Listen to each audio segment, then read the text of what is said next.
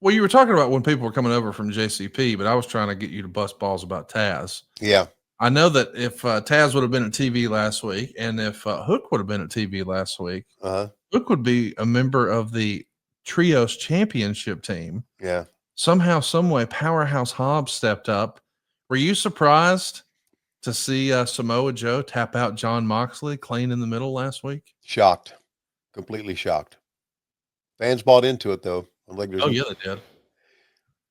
Absolutely. Okay, here's what I wanted to ask. And as we've got in this watch along, we've got about 30 minutes to go.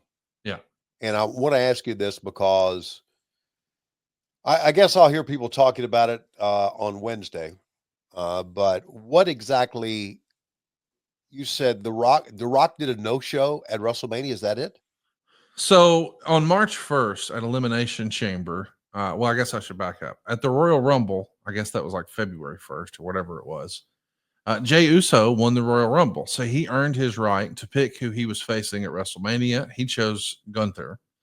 And Elimination Chamber, they had a series of guys vying for a shot against Cody.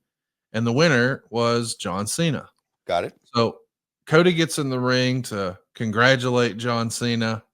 And here comes The Rock.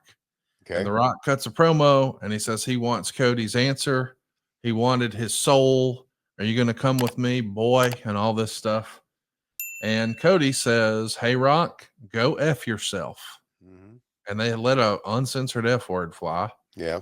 And then The Rock did the little throat slash thing. Mm-hmm. And John Cena, who was hugging Cody for standing up to The Rock, kicked him in the gonads, and they put the beat down on him. And everyone sort of assumed that The Rock, since he was a big part of John Cena's turn, he was going to be involved in the main event. Now, maybe not wrestling, but just making an appearance. And there was lots of speculation that, hey, if The Rock shows up, maybe Stone Cold would show up. And people, when they were interviewing between March 1st and now, Stone Cold, when he was doing his ATV races and things, they'd say, hey, are you going to be in Las Vegas? And he actually lives in Nevada now, not right by Las Vegas, but he lives out there. Yeah. And he says, well, I'm living out here now, and if Cody needs some help, I'll be around. So fans were really hoping and expecting, I think, that Travis Scott and The Rock and John Cena would be there putting the boots to Cody, and then the glass breaks and people lose their freaking mind. Well, that didn't happen. So right before the match started with Cody and John Cena, the glass did break. Stone Cold was supposed to drive his ATV up a ramp, down the ramp, and around the ringside area. And he couldn't figure out how to get up the ramp, but eventually he did. And after he made one pass or maybe a second pass on the third revolution, he crashed right into the barricade and knocked a lady down. And then he jumped in the ring and announced that even though they sold out the night before, Tony, total sellout, 61,000 people, totally sold out. Well, the next day they announced there were 63,000 people. Wow. I don't know how you sell 2,000 more when you already sold out, but whatever. 124,000. So Stone Cold made the attendance announcement, drank some beer, and Nick Khan quietly went over and checked on the lady. Austin did too. A lot of fans online were eating her alive, saying, oh, she was flopping like LeBron. She fell later. I don't know about that. I hope the lady's okay.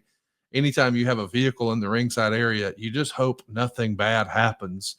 And considering all the silly shit we've seen in wrestling, I mean, they've walked bears and tigers to the ring before.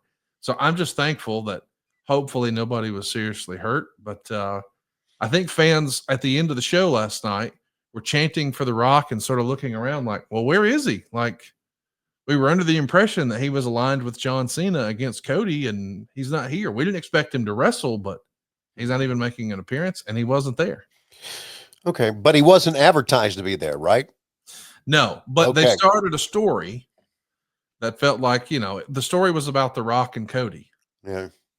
And then when the story came to an end, and clearly that's not the end. Right. So I think they've got time, as long as they put a button and a bow on this with Rock and Cena by the end of the year, that's fine. But I think a lot of people came to WrestleMania and spent more money than ever before on tickets, expecting to see this. And well, that didn't happen. Wow. But listen, Kevin Sullivan, if he were here, he'd say, that's heat, brother. So we'll see. Yeah.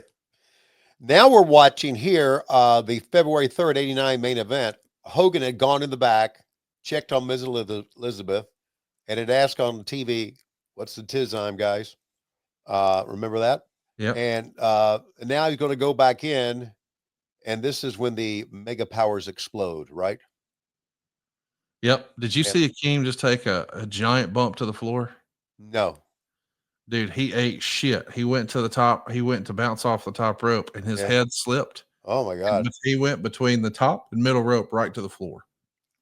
there it was. Oh, see, I'm behind you. Oh, I got you. Okay, I'm behind you. I just saw it there.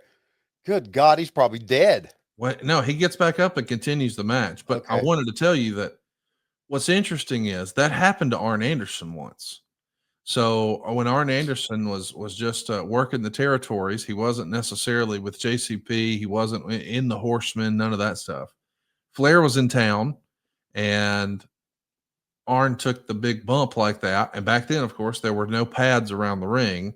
So he just ate shit on the concrete. And when he woke up, he was in a hospital. Wow.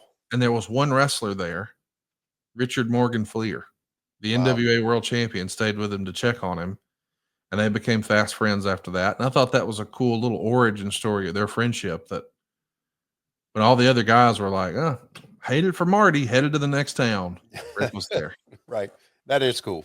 Yeah. That is a great story. Okay, so the Macho Man has slapped Hogan in the face and walks away, and the guy grabs Macho Man's hand. And so now this is the beginning of the end of the Mega Powers. Yeah, and they're going to do promos after this, and Hogan's going to talk about he's glad that WrestleMania is finally here because his stomach's been in knots whenever he tries to talk about his ex-friend. And Savage cuts a great promo, and he says something like, no pukesters to my left, no pukesters to my right, didn't need them then, don't need them now. Love it. Pukesters. Look at that belt. That's the best belt of all time, dude. Isn't it crazy to think WWE doesn't even have a dual-plated winged eagle like that? I think I've asked you this before, but who has that? Nobody knows. If buddy, if I knew, I'd trade my dog for one. Oh, God. Not really.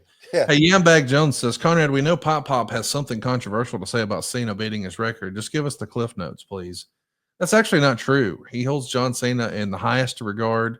He appreciates that, he had that crazy, insane schedule of the WWE champion back when they had all kinds of media and all kinds of house shows. You were just never at home, and it required an incredible sacrifice. And I think he saw the way WWE leaned on John Cena all those years, and it made him have an enormous amount of respect for him because he lived that life when he was the touring NWA champion. And let's be honest, John Cena can drink like a motherfucker. And so when they went drinking together and Rick couldn't outdrink John, now it was like, oh, he really is a workhorse, and he stays in great shape, and he's got a positive mental attitude and blah, blah, blah.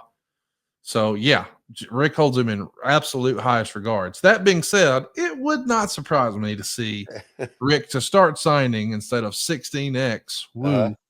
It wouldn't surprise me if he started signing 21X. Woo.